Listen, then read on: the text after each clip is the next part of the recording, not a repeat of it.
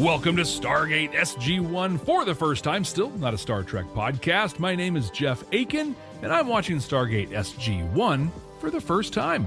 And I'm Brent Allen, and I'm also watching Stargate SG-1 for the first time. Truth is, I've actually seen this show about 47 times, and I'm trying to dive into it and find out what are those good sci-fi messages that Stargate is trying to teach us. You know, those lessons that hold up a mirror to society, give us hope that things can be better in the future, or just show us how to be better human beings to one another. And sometimes big old handfuls of all of them all at the same time. We'll see if that happens again in the 16th episode of the third season that we're about to watch right now. Urgo, with a U, not an E. It's not even a real word. In fact, I think it's going to be somebody's name. My prediction said this is going to be a water episode. They're going to be like on a boat with a Captain Urgo guy, and I am a very good guesser. And let's find out if it's even almost a tiny, teeny bit true, as you, Brent, tell us a little bit about this episode. Jeff, this is the 16th episode, season 3, Urgo. Original air date, January 26, 2020. That was on Sky One over in England. Actually, here in America, it was on January 28th, 2 days later. So we're in that kind of vein right here. This is a Peter DeLuise joint, so keep an eye out for that cameo. Jeff, I am going to tell you something about this episode that I usually reserve for the end. All right. I love this episode. Oh, wow. No pressure. This is I have seen this episode the single most amount of times out of any Stargate episode I've ever seen. Really? This is number one on my rewatch list every single time. You've seen this one 470 times. Maybe more. I love this episode. 100% it's not a water episode.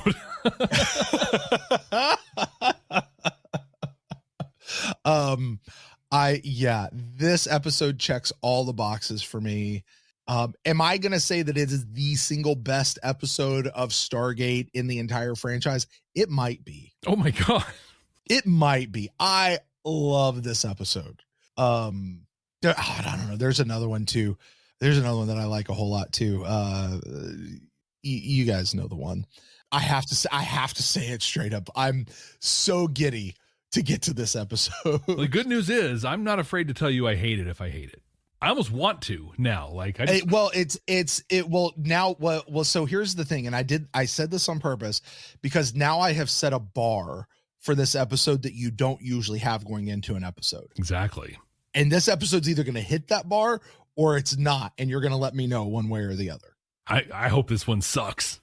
However, this is to our Patreon folks who have been a part of an ongoing conversation that has been happening within this show for Patreon exclusive.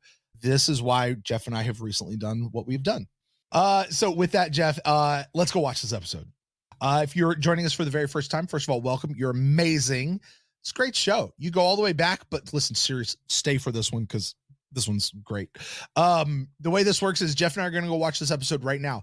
We have not watched this episode prior and then come in with a bunch of notes to discuss it. No, we're going to watch it right now. If you're hanging out with us on YouTube, stick around. You are going to catch the reaction version of this. And if you want the full unedited version, head over to Patreon, where not only do you get the full unedited cut of our reaction, you also get the full unedited cut of the entire video. And then you get all the behind the scenes conversations that Jeff and I have as well.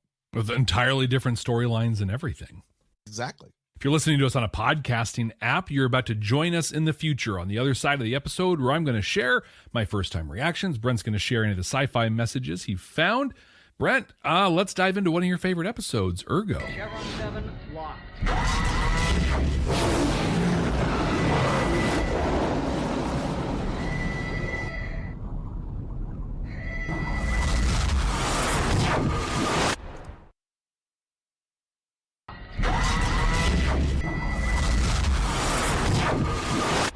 All right, Jeff. Well, we have just seen Urgo. It's one of my favorite episodes of the whole series. Jeff, tell me, as a first-time watcher, does this episode hold up to the billing, or where are you on this episode? There's a really cool sci-fi thread through this episode that like made it worthy of being in a sci-fi show. Does that make sense? Like, it was what it was. It's, you know, it's fun and all this stuff, but it had this really, what turned out to be kind of a cool sci-fi thread through the whole thing that gave it legitimacy. But for me, this I almost just want to read my notes in a sense here. So I started off like immediately knew that beach scene was just a picture. It was just a painting or something of some kind. It was pretty obvious when they showed it the second time. And then I was like, oh, it's an alien abduction episode. They have missing time.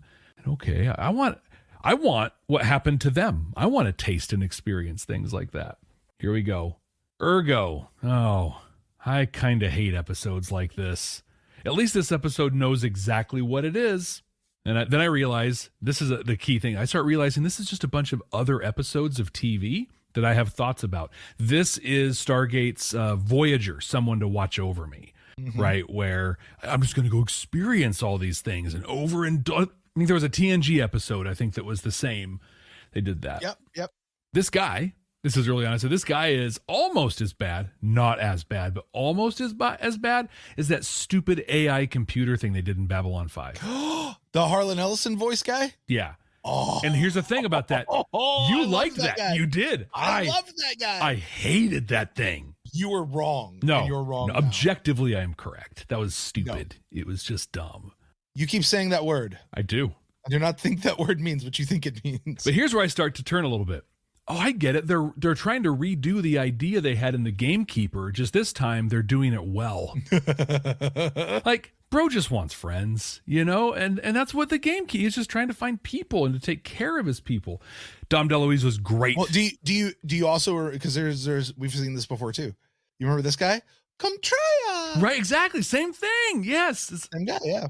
Then I started to like get the episode. And a lot of this, like what kept me going through this and that made it better than the Harlan Ellison thing, made it better than, I was at Scott Thompson in Someone to Watch Over Me, was Dom DeLuise. Like just the experience, the fun that he brought to this role. Like he knowing his son was directing this and knowing what you shared about how he was ad-libbing basically everything.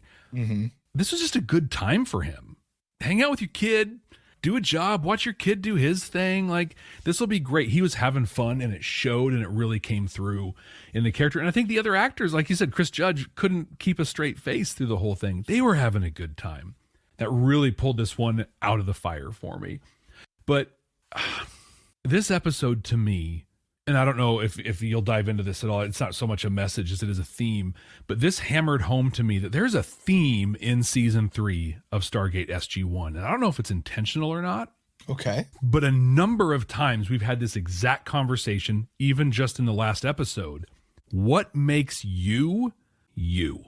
What qualifies an individual to be an individual? Last week it was, hey, the body is extra. You got Skara, you've got Chlorel. Those are the beans.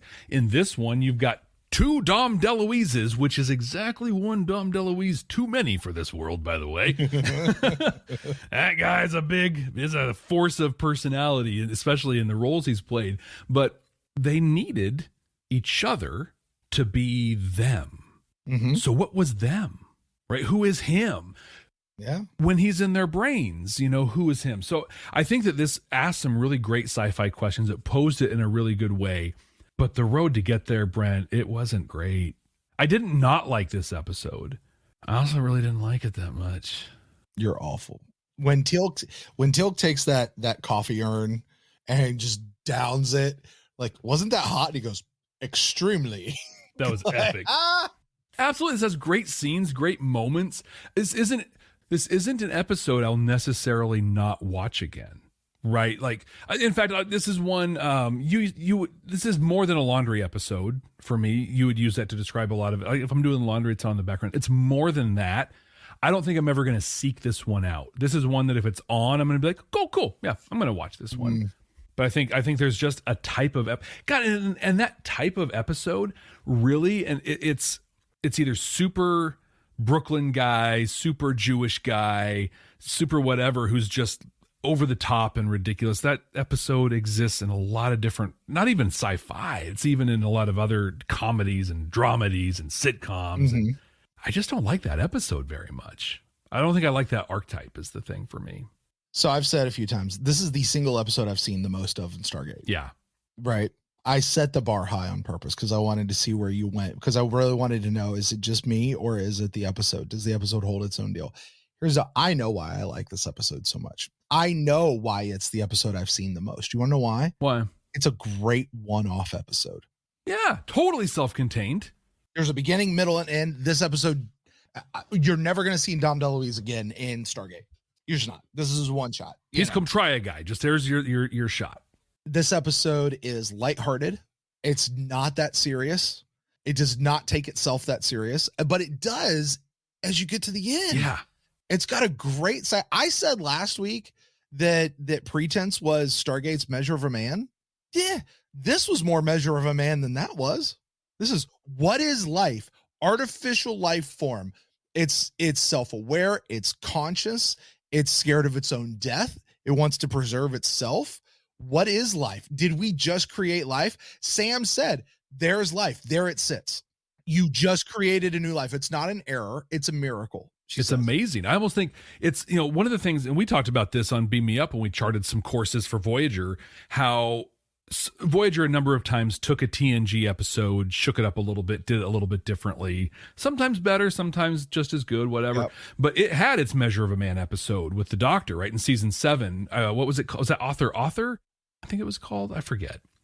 Either way, is the Doctor a sentient life form? Can he own his own works, as he's writing these holonovels? It did a really good job, and I almost think this is the Voyager version. So we had Measure of a Man last week. Yeah. This week we have the Voyager version. Boom, boom.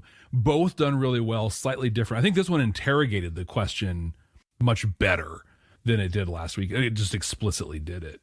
So, when I'm sitting around and I've got a little bit of time to kill, maybe I'm just going to drift off to sleep. I don't need to pay super close attention to an episode.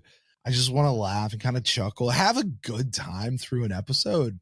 This is what I'm going to throw. And that's the why I've actually seen this episode more. So it's not that I do enjoy this episode. I truly love this episode. Is this the best episode of the series?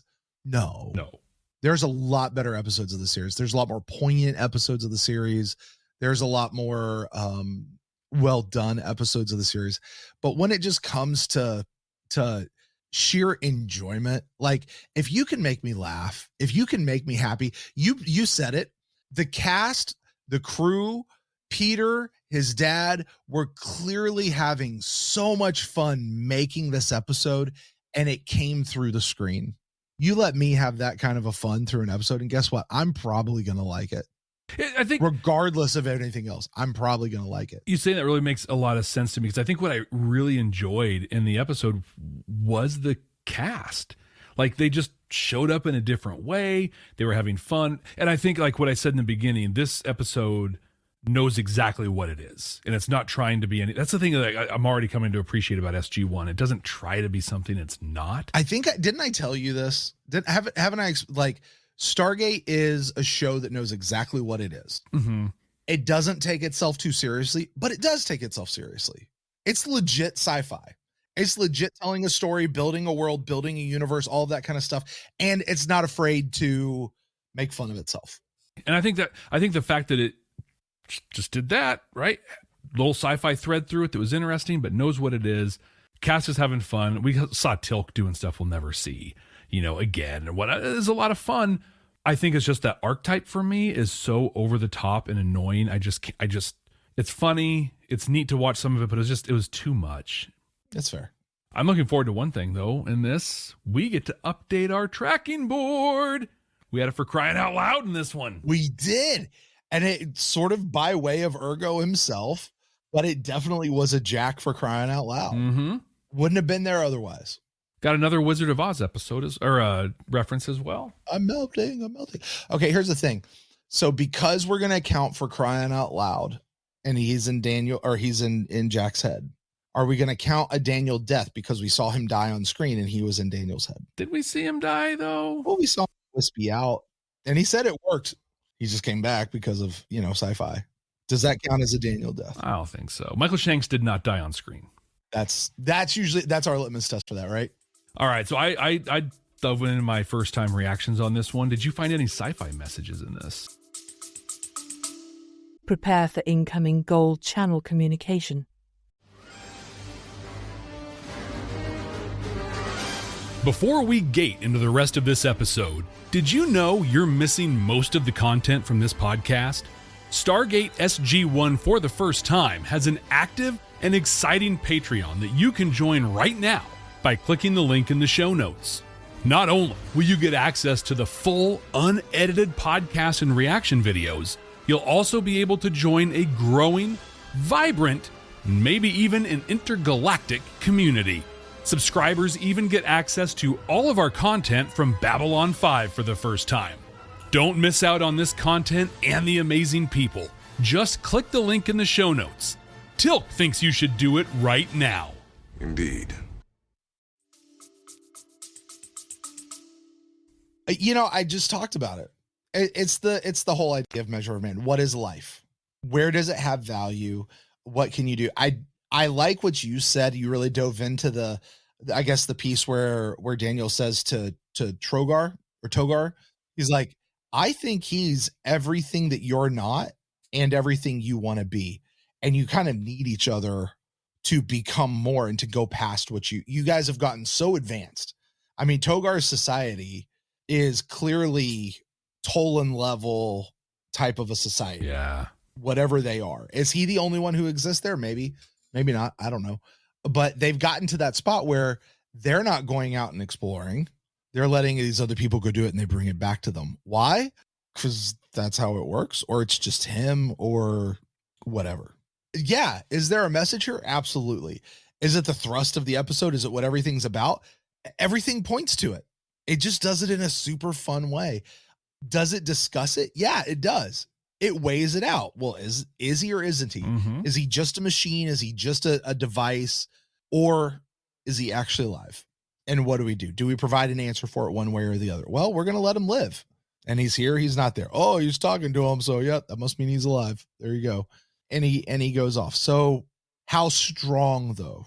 That becomes the question, right? How strong is the message? The message is there. Unlike last week, where last week was just here's this and here's this and here's this and this big pebble. This is one. What is life? As annoying as it is, what is life? Right? So cannon shot to the heart, intentionality of the episode brings it back. Jeff, this could have been a Star Trek episode. You know what this could have been? This could have been a Lower Decks episode. Okay. Yeah. Perhaps even a Strange New Worlds episode. I think this was a TNG episode with what they would do stuff like this in TNG. Not as well, but they would do it. I know I can compare it to Measure of Man. Measure of Man was so heavy. Mm-hmm. And it was well done. It was well acted. It's probably the first truly great episode of Next Generation. It's not an episode I want to watch a whole lot because it doesn't make me feel good. It's not enjoyable. I have a crap ton of respect for it. This one, like I said, it's light, it's airy. I get that same sci-fi message out of it. So to me, it checks all the boxes. I'm hemming and hawing on the chevrons because I don't feel like I can give it 7 chevrons, Jeff. I agree with that. But it's checking all the boxes of what a sci-fi episode does and it goes there. So let me ask you this, Jeff. If you were rating this episode, where would you rate it? How many chevrons do you give? I think that it has great science fiction in it and it has a message, but I don't think that it shows us how we can be better. I don't think it gives us hope or anything like that. It doesn't show us how to be better humans. It helps define what makes a human, right? That's a sci-fi question, not necessarily a message. To me, this is, I don't know, maybe a 3 chevron episode. Except for it defines life. It actually defines it. And like I said, the litmus test that we use is not the only test of what a sci-fi message is. I said this last week. The fact that they clearly define life, has feelings, it's self-aware, it's afraid of death, it's thinking and acting on its own. That is sentience. That has created new life. And it's worthy of living, worthy of protecting, even if it's annoying. Jeff, I give this one 5 chevrons. Really? I'm going up on it. Yep. Because it is a strong. The message is the back like 10 minutes of the episode. Yeah. It's not just, hey, they got to the last like 2 or 3 minutes and then they wrapped it up. They spent a significant chunk of time talking about life. I think it's a 5 chevron episode, just couched in a real cushy, kitschy way that Jeff just doesn't enjoy because he's got a heart that is 2 sizes too small. Because I got rid of my Urgo part of me. Here's the message, Brent. You're talking about it and everything. We need all of our parts. So much of I'm going to call it out, right? Like, yeah. And I don't want to make this the conversation because I'm just going to state it and move, but we are in the middle of a mental health pandemic and crisis in this country and probably this world. And my belief is that a big reason for that is many of us have done what Togar did, and we're suppressing parts of ourselves. We're not engaging with parts of ourselves. I've received a tremendous amount of therapy over the last couple of years, and some of the most effective kind for me has been what's called internal family systems, where you identify different parts of you and you engage with them in, sort of ways. And that's what we need. We need all of us. Dude was happier, even if he was a little annoyed by it, but dude was more complete when he got Urgo with him and brought in all of his parts. So even if you're annoyed by your parts, scared of your parts, intimidated by them, you need them. There's the message. 5 chevrons makes sense with that. I might have rated this one a little higher than you would, Jeff, but I'm curious, and I've got a feeling you're going to rank this one a lot lower than I would have. But I don't even know where to. I don't know if I should go from the top down, from the bottom up, or where. However, you get to place this one, Jeff. I actually don't have a say in it. You just get to do it. You're going to place this in our 100% completely accurate, definitive ranking of season 3 of Stargate SG-1. Jeff, talk us through it. Where do you put this one? So I definitely have a range for this one, and it's not going to be low. Like I'll let you know that. Like it's not low. I'm not going to bury this. It's not number 22, like I said, or anything like that. It is, though. I'm looking at my notes, some of the other episodes right now. I think I have a guess of where you're going to put it. Okay. Where do you think? I think you're going to put this as our new number 9. You're wrong. Oh, okay. So I'll tell you, that was my range. I was looking at like 7, 8, 9 at first, and I went back and for the record, currently in our list, 8 is Legacy. That's the Ghost Michello episode, and the Dead Man Switch. That's the Flash Gordon, Real American Hero guy. Yeah, Flash Gordon is between those 2 episodes, but you say it's not there. So where are you putting it? I am going to put this one just above Into the Fire. Brent, this is our new number 7 episode. I don't disagree. Okay. That is going to do it for Urgo. Next time, Jeff, we get another episode that I will tell you 1,000% is going to be, this is Stargate's version of slide in a Star Trek episode. Okay. All right. Name of the episode is 100 Days. Jeff, what you got? 100 Days. 100 Days. First thought is day in the life kind of a thing, but that's a very specific amount of time. 100 days. I was going to say a person, but I've learned to not be too specific all the time. They're going to go off on a mission. They're going to inadvertently break a law. Oh. It's a Jack episode. I'll tell you that too. Oh, that makes sense. I don't even mind telling you that. It's a Jack episode. And totally see Jack going in and doing something that he shouldn't do, not being aware of it. He basically is going to be arrested, maybe jailed, maybe stranded for 100 days. We're going to get 100 days of Jack on his own for he messed up in some way. And not 30. Like, is he sitting in a jail cell and writing a letter back to Sarah, his wife, or somebody? And he'd take a pip off when he's done. Apparently it's 100 days. So like the title gives us that much, but throw him in the brig, man. Mm-hmm. Yeah. I think it's going to be on another planet. It's going to be a cultural thing of some kind. Oh, no. Okay. No, he's going to get lost. They're going to think he's dead. Hammond is going to be, we're done. He's gone. Just keep going. Go ahead. And then Sam is going to be like, no, he can't. And then she's going to convince Daniel. The whole time Tilk is going to say, well, these things happen and blah, blah, blah. And then basically the episode is going to be one story is in the SGC of the let us go back and find him. No, we're moving on. He's gone. And then we're going to get him in the wastes, or whatever. Jeff, did we not do this with Fire and Water in season 1 when Daniel was with little fish dude? Yeah. That's exactly the story. Yeah. It's a good story. You're a good guesser, Jeff. I'm going to go back and just say it's the one where he gets arrested. I'll just say it's that one. So, okay. All right. Well, we'll see you next time right here on Stargate SG-1 for the first time. Hey, listen, thank you guys so much for joining us. We really appreciate you guys. You guys are amazing. You guys make the show what it is. Thank you so much for commenting down below. That's a big thing. Those of you guys who are hanging out with us on Discord, Jeff and I love getting to talk with you over on Discord, except Jeff doesn't get to talk SG-1 with you guys, only me. There's a whole section on Discord. Jeff's not even allowed into it. It's just me. You're hanging out with me, which, let's face it, is the prize in and of itself. Totally. Yeah. Anyway, listen, don't forget to subscribe wherever you get your podcast, your channels, your entertainment. And while you're there, please don't forget to leave us a rating and a review. And please, above all else, share the show with somebody that you know who loves Stargate, or like Jeff over there, needs to get into it for the very first time. So until next time, folks, I'm Brent. That's Jeff. Hey, Brent. We're going to get out of here. Hello, Urgo. It's decision time. I need you to make a very important decision right now. Okay. Me or death? Me,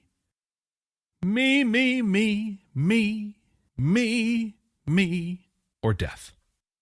You.